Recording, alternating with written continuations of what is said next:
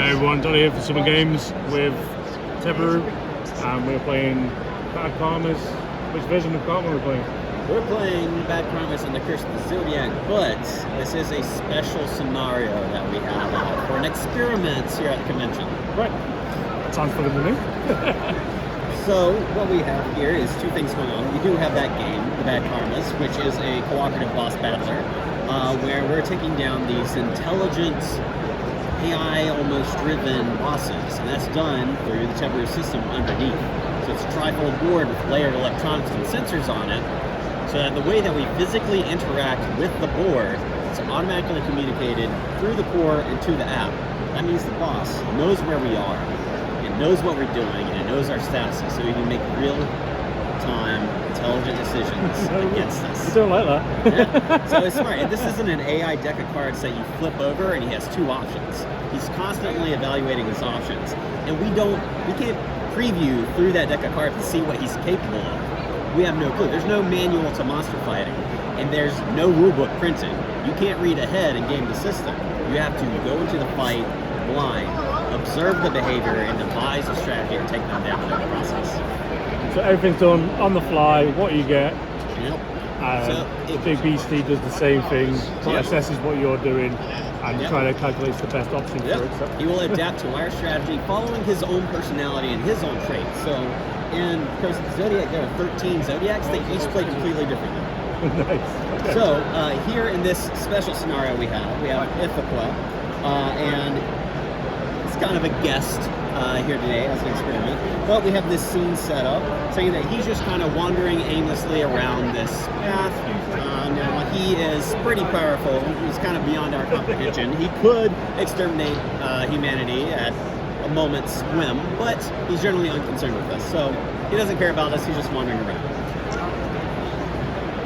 So now going into each round of this fight, there's a couple things that we're going to get. First, we are going to get a hint of how he's going to behave this round. Now, we don't really know what he's capable of, but we get an idea. So he is just walking around minding his own business. He's completely ignoring us. But we want to stop him just because he has the power to destroy us. Right, okay, yeah. Now, we're also going to get this hint that we need to remember to look for shelter from the weather to lower our cold value to avoid freezing, because it is a snowy map. It is going to be cold, that is going to affect us. Now we also need to choose our turn order collectively. Now if I click turn order, it's automatically updated everywhere so that you can't accidentally select the same order. And then additionally, we are both controlling two separate characters. So you see that you have the option to switch between your characters freely here. The game is always played with 4 or 5 characters for balance purposes, but as you can see, we can easily manage a squad of players without having to worry about individual dashboards, individual hands of cards, individual tokens and counters. You can manage all 4 from a single device. Okay, I like that. So you're going to choose your turn order, but you're also going to choose a stance. So if you hit that I information button, in the middle, it's going to tell you what each stance does. Each one provides an active bonus and then a passive immunity. So if you take the fire stance, you reduce the cooldown of your next action. Water allows you to attempt to dodge an attack. Air gives you extra movement. And Earth, plant yourself firmly on the ground so that you can't be pushed around by the enemy. These give you an immunity to also stat effects as well. So what you're going to do is you're going to choose a turn order, choose a status or a stance, and then you're going to ready. Now, typically you would at this point kind of strategize and devise, but we have no clue what we're doing right now. So I'm telling you, it doesn't matter. Just choose a turn order, choose a stance and ready, and then you have your other character as well. Ready, and my second character ready. That one for you, and that one. And yes, so one for her. So she still needs hers. You see we're waiting for her. Oh, pardon. So you got that. Now just choose a stance. Oh, for this. And then... Oh, yeah. That's right. So now I have the gangster here. So he is kind of a reckless character. But you can notice on your cards here that you have several available. Now, for It's phenomenal. example, we're actually going to go ahead and switch so that you can see the other characters' cards. Because you'll notice some of them are grayed out. They're not available, but you have a context as to why. That's a sword for melee, and that's range, but if you click on it, this is range 1. So it's not available because you're not in range. You're currently here, and you are 1, 2 range away. So that card is not available. However, this card is a support action. It is available, no matter where you are. Now, I have some cards available here. If you click on any of them, you see in the top right corner your range, and in the bottom left is your cooldown. I see you took Fire Stance, so it's now yellow, highlighted saying it already applied that effect for you. You don't have to remember it. Okay. But it's my turn currently, and Gangster's going to move right up. So on your turn, you get up to 2 movements, and then an action. If you're going to move before the action. And so every character character. Now there are certain characters in the game who might be more agile and might have specific actions that allow them to hit and then move away. But in general, the rule is move and then attack. Or support yourself, but use the action after moving. Now I am just going to straight up attack Ithaca here. And so I'm going to wake up the die by shaking it, because it has its own AI in there as well, so it doesn't drain its battery. And so if it's not in use, it's not draining the battery. It's going to automatically add that. That was a dice roll plus 3, 7 damage. And we see it took some health away from that bar up there. But we don't know exactly how much health he has, because why would we? Yeah. But he's indifferent. He still doesn't really care. We're just too far beneath him for him to care. But he's going to move on the board, and he's going to turn this direction. He's got this arrow indicator on the front of his base, as well as in the app, so you know which way he's facing. But some of the Zodiacs is a little more ambiguous as to what side's forward. It also prompts us to update the map whenever something changes on the board. That's like Dark Souls does that as well. It finishes the monster facing a certain way. Yeah. I quite Because like that. he's got 4 sides to him, so depending on which quadrant you're in, you're hitting a specific side. Because he's so massive and large, you can hit him on multiple fronts. Alright, so it's now your Mystic's turn. So if you wanted to move, you could do so at this point in time. And you have 2 movement. So you could move 1 or you can move 2. Now movement also counts as diagonal. So this would also be 1, 2 to get inside. And you do want to take shelter from the cold as well. With the AI system, you don't have to go bump. You don't have to go step by step. You can just choose the end zone. Right, okay. Checking how intelligent it And is. it already knows that you're capable of doing so it counts. Now you've gone inside this abandoned hut, so it's letting you know it's kind of just a shell of a structure. So, see, there's not really a ton of protection, but it's enough to where you're not going to get more cold being in there. So it offers some protection. But you also have some contextual actions because you're inside now. Now one of them is when you are inside, you can spend your turn to warm yourself up, and that will completely get rid of your cold status, which you currently have 1 stack of cold. You can always see your statuses by clicking on it. If you get 5 cold, you freeze. And then additionally, you have another card. You can pick up a tome. You found some cursed tome lying on the ground in the cabin. If that says it's fast, that means it's not going to end your turn if you do it. So you can go ahead and pick that up and then still do your turn. Yes. We like 3 things.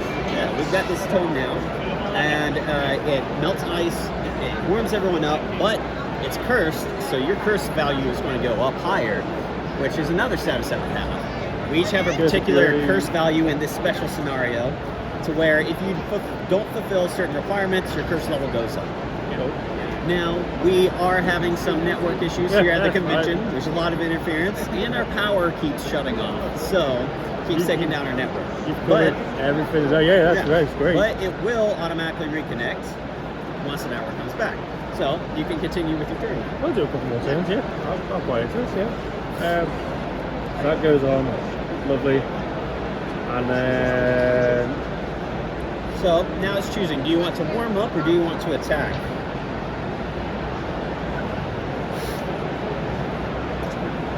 You've only got 1 cold. I would say do an attack. live on the edge. It's a demo. There's no consequences. Yeah, there's no consequences. So which is me. That's oh, I see. Yeah. So you got quite a few cards, and you can always click on them to see what each effect actually does. Ooh, oh, that's curse. Deal curse damage to here. Use this snap out of one.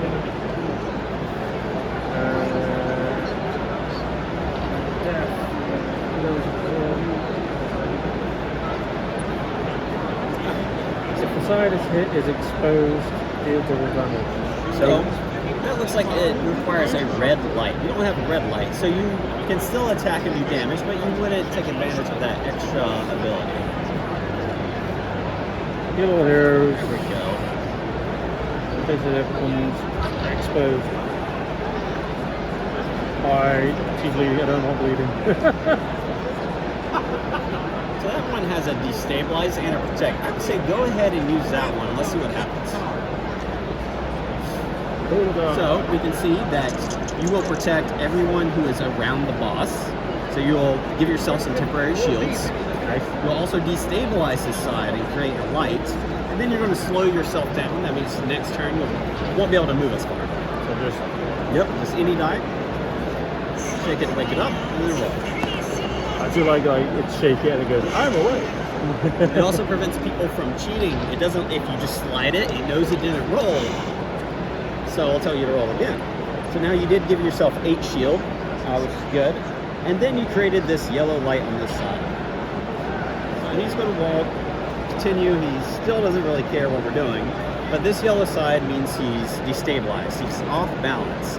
That means certain characters, such as your archaeologist and my detective, can utilize that yellow light in order to manipulate his movement. So we can push him or pull him in certain directions where we want him to go.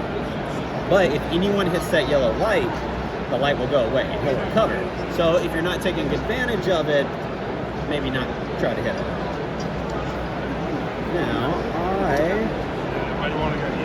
do have a shot. So I'm going to move onto the side with the yellow light. Where's he stabilized? And I'm curious what might happen if I push him into this cabin, because I've never actually seen what that might do. So I'm going to shove him. It's still no game, let's try everything. Alright, so I'm going to do, now, I want to keep that result because I actually rolled it. Now I can trick the system, so you can technically cheat. Didn't see it. You can technically cheat. I shoved him into the cabin wall. So it also damaged you in the process. He did fall through, and I destroyed the cabin. I'm sorry. That's fine. So the cabin has been destroyed. But in the process, I hurt you, and I used that yellow side, and I created a red side. So that's what you needed. That red side is exposed now. That means that both of your characters, the archaeologist and the mystic, can use the red side to do critical damage because it's exposed. So I need to. That's your character. So yeah, that was my turn. So now it's Ithaca's turn because again he's a giant boss. He's not going to wait around for 4 people to hit him before he does something. He goes every turn. Oh yeah, that is great. He's right beside you now. So now with your archaeologist, you just need to move to the red side, and then you can get a critical hit. Deal double damage. So, options. Let's move first. And then now you see it's highlighted yellow to let you know, hey, you can take advantage of this now. That's even better. Right, so I'm going to go with that. Yeah. Why not? Roll the dice. Certainly. Okay. It's still going to double it because it's a critical, so you do 2 damage. You just a tiny sliver of health up there. It's worth a shot. But it also caused you to go get more curse, because your curse is one of ineptitude. So if you roll below a 3 or below, your curse value goes higher. Nice. Now, the higher that curse goes, you do get benefits, but if it reaches 7, very bad. Yeah, So you want to manage that. So now you know you don't want to roll low as the mystic. You want to end your turn with a status effect on you. If you don't, then your curse goes up. So it's kind of like that hero clicks balance. Yeah. On certain characters, you want to keep it in within a range to get more benefit. Yeah, keep it. You want to keep it at a certain level. The higher it goes, the more benefits. Yeah. But if you go too far, that's a you problem. want the good juju, not the bad juju. So we go into a new round here. Now, Ithaca knows we're there. He's aware of us, but he still doesn't quite care. He's going to continue to do his own thing. So we just got to annoy him a little bit more before he starts going after us. But if we get in the way, he might do something. So we're going to again choose our turn orders and our stances. I'm like, wait. Oh wait, he had actually gotten annoyed and left too. Yeah, he disappeared. So he Wanders off. the first person who goes will not be able to attack him because he's not on the board. But you will be able to prepare yourself for the next one. Okay.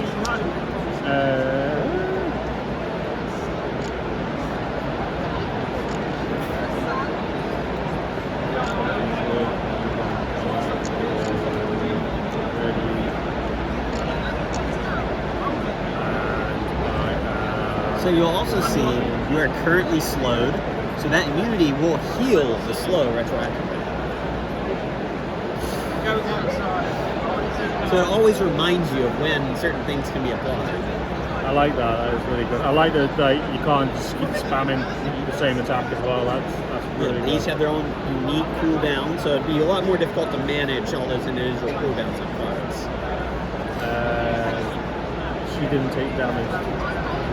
Now you have this focus, and what that does is focus will increase your dice roll values, which is important for you because if you roll too low, you get a curse. So if you focus yourself, you can roll higher. You also focus me, one beside you as well. Okay. And then there's our second disconnect. The curse. The game is cursed. Yeah. I did like when people say you should stream when you're there, and like there is no way unless they give a dedicated like server and you're like, I want number 12, that's me. Then yeah, I'd stream all day, but I can't. Alright, so piercing, terrifying howl. So he is returning to the map. He's going to scream very loudly. So he's slowing all of us, and he's frightening all of us, except it looks like 2 of us are immune to frighten, and 1 of us is immune to slow. And he's increasing our cold level and our curse level. Nice. So it's terrifying howl, and he shows back up here on the map. So suddenly I was not concerned with being cold because I was only at 1. Now I'm suddenly at 3. I might want to warm myself up. So I will do that, except I'm slowed. I only have 1 movement. I can't reach it.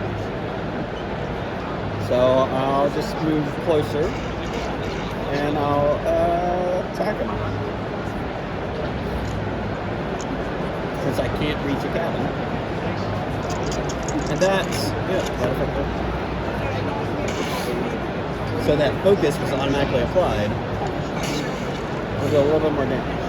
I also dazed him, so you can always click on the statuses to see what they mean if you need a reminder.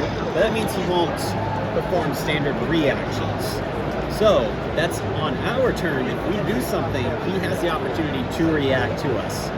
So I've dazed him, he won't react, but he still takes his turn as a regular action. And then we have our disconnect. But we'll try and finish this turn. Alright there, so you've There's a lot of reconnected. bodies. Right, we're awesome. And it looks like he's continuing on his path. Still not quite annoyed enough to go after us. And the Mystic. Now you'll see that even though the walls of the cabin were destroyed, there's still a pile of rubble there.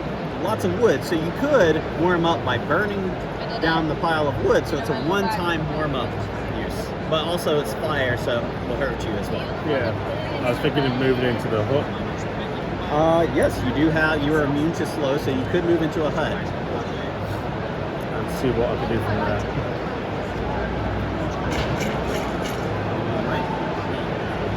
So from here, you have some actions that you could do. You could also warm up to get rid of that cold completely. I'm thinking that. Yeah, he's not coming after us right now, so you have a chance.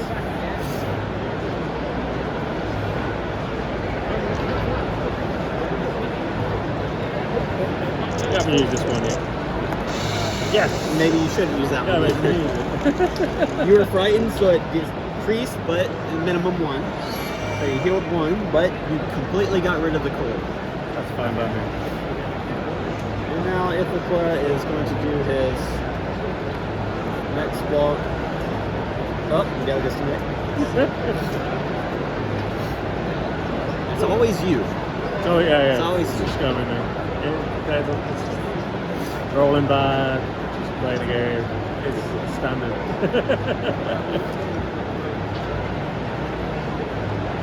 Alright, we updated, and now it's the gangster. So he is cold, but he's slow, so he can't reach a cabin anyway. So he's just going to go ahead and stay here and attack. He is, yep, there's no one nearby, so I don't have to worry about hurting anyone because I'm a reckless gangster who just kind of sprays his something on everywhere. I like it. So we'll attack. I'll create another red side for your characters. And I would hurt anyone around him, luckily I don't. I set myself.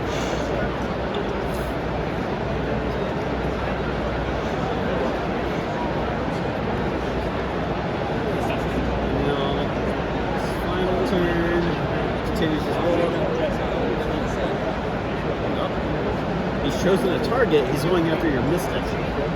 I do.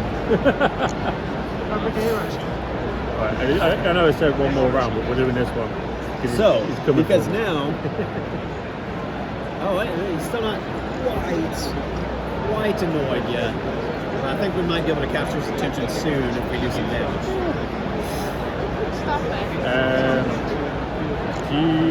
You're going to go first. So, I think it makes sense. you, as the mystic, have the death card, which is a critical hit, but you can't reach him from here. So if I go first and attack him, I can taunt him and make him come after me, Yep. and then he'll move, and then you'll be able to get to that red side. So whack a second with...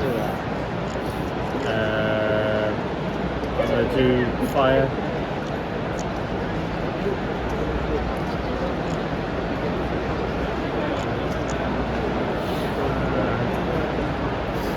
Should be okay with the... Yeah, so do you get rid of the frighten, or do you get rid of the slow?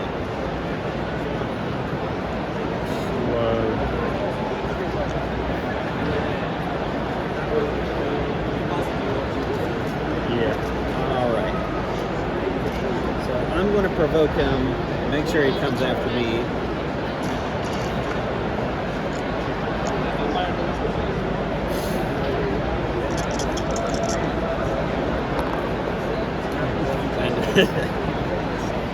Keeping the roll.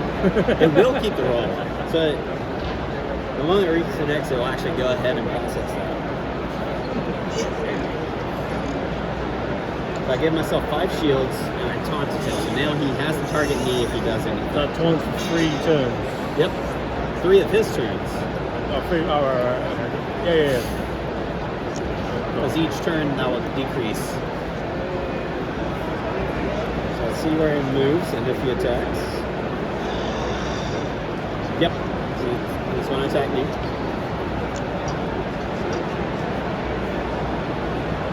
Charging sweep. Oh. I did take a dodge because I was expecting this. And I dodged. But the archaeologist gets hit and gets shoved.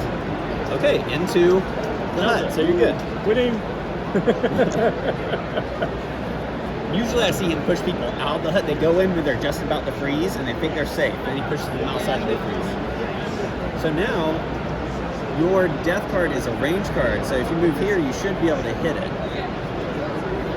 Yeah, so you can, yep, you're in range. So you just got to get on the side of the red. So, yep, so there, you should be able to hit it.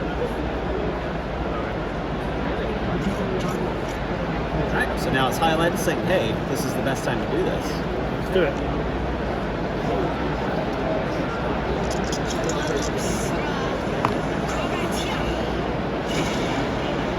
That's going to be 12. And you got some curse because you did not have a status effect at the end of your turn.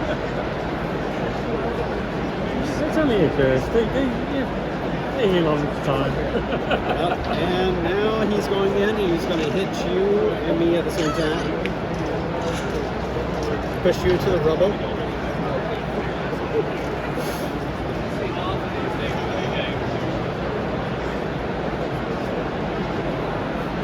Alright, gangster.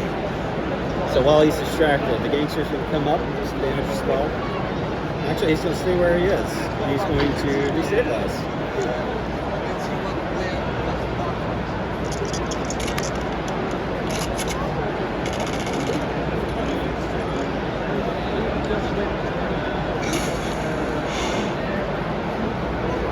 We'll get that yellow side again. And I accomplished some goals and I increased the level and upgraded this card. So each card has its own individual objectives in order to upgrade them. So some of these cards, well, a lot of my cards deal with dealing damage, whereas your Mystic heals people and then gets new cards. And he's targeting us again. Pushed you here, but then he pushed me into the tree line. So I am off the map and I am lost in the woods. So I have a new effect that says that I'm essentially stunned. I'm going to skip my turn having to get back to the board. Right, okay. I like that. That's quite awesome. So I'm on... Hey, and you got 3 movements, so you can reach him.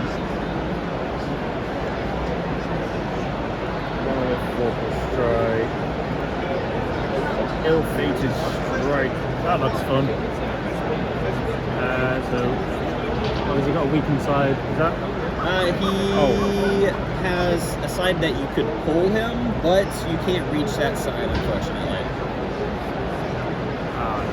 So if I go... Yep, you can go there. And then just hit him with anything.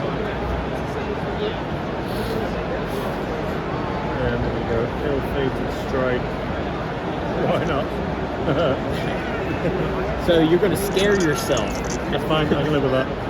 You're going to frighten yourself with how strong you are. No, okay, maybe not maybe so not. much. Okay, you were focused but frightened, so did 6. You're already scared anyways, so you're just even more scared now. And he's changing his targets to you. Sweet. Yeah.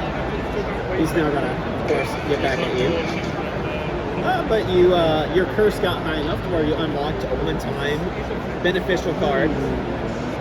That's fast, so it doesn't end your turn. And without halting a stride, he's just going to knock you out of the way and keep moving. Sounds good. And he made you colder. And pushed you out of safety.